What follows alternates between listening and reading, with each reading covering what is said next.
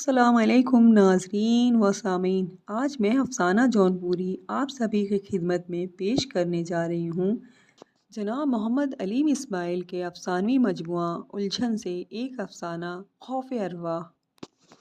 اسے یاد ہے وہ رات بہت بھاری ہو گئی تھی جب وہ شہر سے اپنے گاؤں جا رہا تھا۔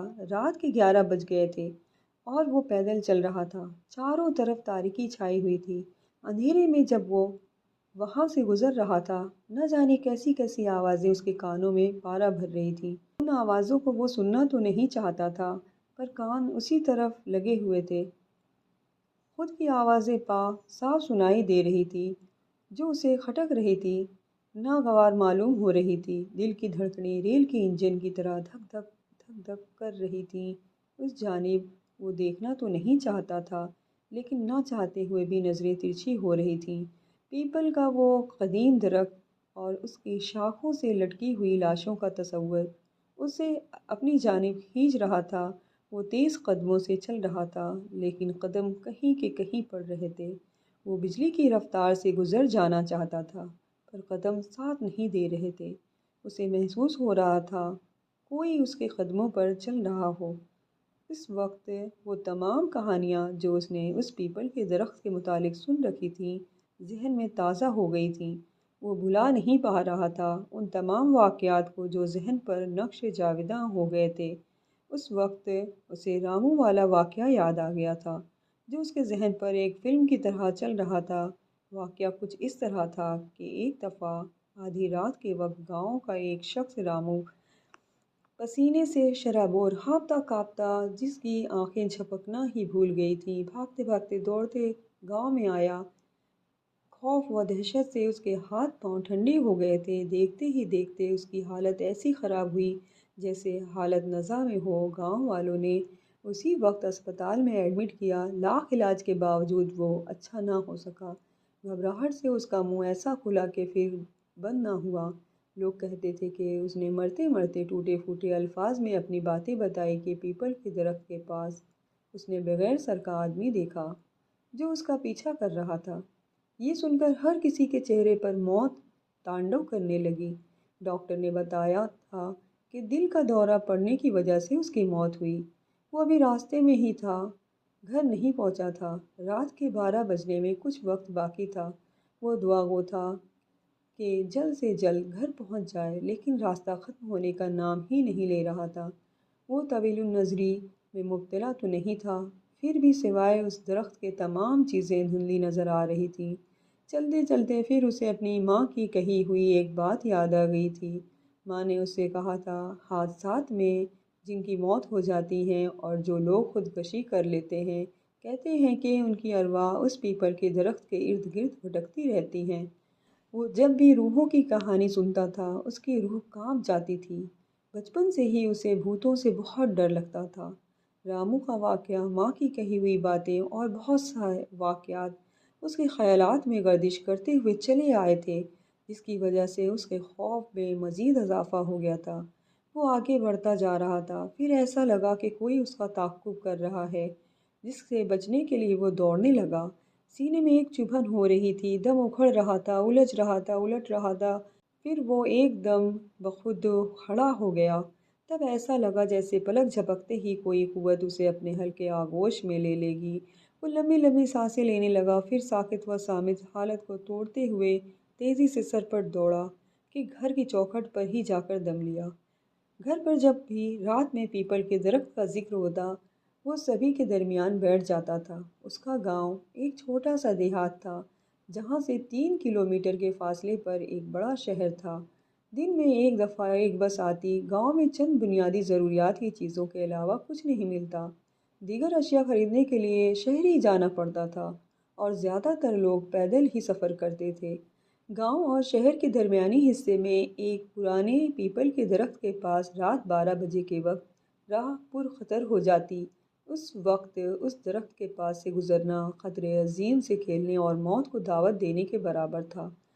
اور کئی دردناک واقعات بھی ہو چکے تھے۔ آس پاس کے گاؤں اور قریب کے شہروں میں بھی یہ دہشت زدگی پھیلی ہوئی تھی۔ اس جگہ کو لوگ موت کا دہانہ بھی کہتے تھے، جہاں دل دہلا دینے والی موت رقص کرتی ہوئی نظر آتی تھی۔ پھر ایک دن جب برداشت نہ ہونے والی وہ دل خراش خبر آئی تب وہ گھر میں ہی تھا۔ ایک ہلچل سی مچ گئی تھی، کوئی بتا نہیں رہا تھا کہ آخر ہوا کیا ہے۔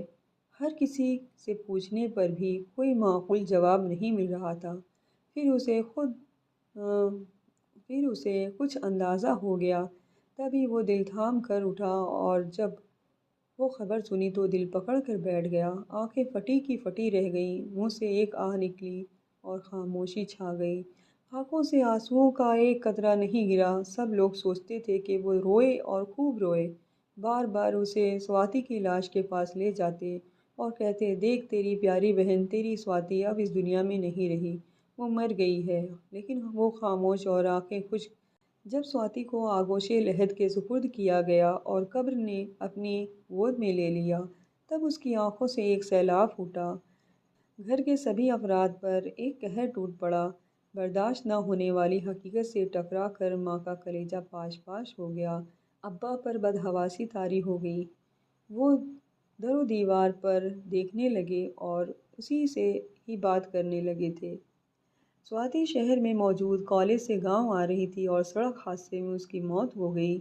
وہ بھول نہیں سکا زندگی کے وہ حسین لمحات جب وہ اور اس کی پیاری بہن سواتی ساتھ ساتھ ہنستے کھیلتے بھاگتے دوڑتے اور تھک جاتے تھے۔ جب وہ اسکول جانے لگا تو اپنے کمرے جماعت کے بجائے سواتی کے ساتھ اسی کے کمرے جماعت میں بیٹھ جایا کرتا۔ سواتی کا ساتھ اور اس کی ہر بات رہ رہ کر اسے یاد آتی۔ سواتی کی موت کے بعد خواب شیریں کے لیے وہ ترس گیا تھا۔ کروٹوں میں راتیں کٹ جاتی تھیں، وہ خواب گراں کا مزہ چکھنا چاہتا تھا۔ پھر ایک روز بڑی مشکل سے اسے نیند آئی اور سواتی خواب میں آ گئی۔ وہ مشکل میں تھی، کچھ کہنا چاہتی تھی اور دوسرے ہی پل خواب پریشاں سے وہ جاگ گیا۔ پھر کئی کروٹیں بدلی، پھر نیند آنکھوں سے دور تھی۔ بے چینی کے سبب طبیعت میں بل پڑ رہے تھے۔ نظریں گھڑی کی طرف گئیں، رات کے 11 بج رہے تھے۔ اچانک ذہن کچھ سوچنے لگا۔ آدھی رات کا وقت اور دور دور تک پھیلا سناٹا چیخ چیخ کر کہہ رہا تھا۔ وہ اپنے کمرے میں کچھ ڈرا سہما ہوا کھڑکیاں دروازے بند کر کے سونے کی ناکام کوشش کر رہا تھا۔ وہ فرش پر لیٹا ہوا تھا اور اچانک اس کا دھیان پنکھے کی آواز کی جانب مڑ گیا۔ اب وہ پنکھے کو تکے جا رہا تھا۔ پنکھے کی چر چر کی آوازیں تو روز آتی تھیں، لیکن اب تک اس آواز پر اس کا دھیان نہیں گیا تھا۔ اب وہ آواز خوف پیدا کر رہی تھی۔ شاید پنکھے کا بیرنگ خراب ہو گیا تھا۔ وہ چر چر کی آوازیں ڈراؤنی آوازوں میں تبدیل ہو رہی تھیں۔ اس نے گھڑی کی طرف دیکھا، 12 بجنے میں کچھ 30 منٹ باقی تھے۔ بستر سے اٹھ کر کھڑا ہوا، شرٹ پہنی، جوتے پہنے اور گھر کا دروازہ کھول کر باہر کی جانب جھانکا تو 2 کتے رو رہے تھے اور کہیں دور سے گھنگروؤں کی آوازیں آ رہی تھیں۔ نہ جانے اس وقت ذہن میں کیا بات سمائی کہ وہ گھر سے باہر نکل پڑا۔ کچھ وقت ساکت و جامد کھڑے رہنے کے بعد دھیرے دھیرے پیپل کے درخت کی طرف بڑھنے لگا۔ اس وقت قدموں میں ڈگمگاہٹ نہیں تھی اور نہ ہی دل کسی بات کا ڈر محسوس کر رہا تھا۔ آہستہ آہستہ درخت کی جانب قدم زن ہوا۔ قدموں میں پہلے جیسی لڑکھڑاہٹ بھی نہیں تھی اور وہ خود بخود اٹھ رہے تھے۔ چلتے چلتے وہ رک گیا۔ درخت اب اس کے سامنے تھا۔ کچھ وقت خاموش کھڑے رہنے کے بعد وہ چیخ پڑا۔ پھر رات بھر اسی پیپل کے درخت کے گرد گھومتا رہا، اس کی شاخوں کو ہلا ہلا کر چیخ چیخ کر اپنی فریاد سناتا اور اسے بلاتا رہا۔ رات یوں ہی گزر گئی، لیکن اس کی مراد پوری نہ ہو سکی اور ایک سر توڑ کوشش اور ریاض شاخہ کو کامیابی نہ مل سکی۔ صبح وہاں سے گزرنے والے لوگ اسے گھر لائے۔ دیکھتے ہی ماں زاروں قطار رونے لگی اور روتے روتے کہہ رہی تھی، سنیل بیٹا، تو جانتا ہے نا اس پیپل کے درخت پر روحوں کا بسیرا ہے۔ تجھے تو بھوتوں سے بہت ڈر لگتا ہے بیٹا، پھر تو وہاں کیوں گیا؟ وہ دیوار پر ٹکٹکی باندھے دیکھتا رہا، پھر ماں سے کہا، بھوتوں کا ڈر میرے اندر سے ختم ہو گیا ماں۔ جن ارواح سے میں خوف کھاتا تھا وہ خوف اب مجھ میں نہیں رہا ماں۔ مجھے سواتی سے ملنا ہے ماں۔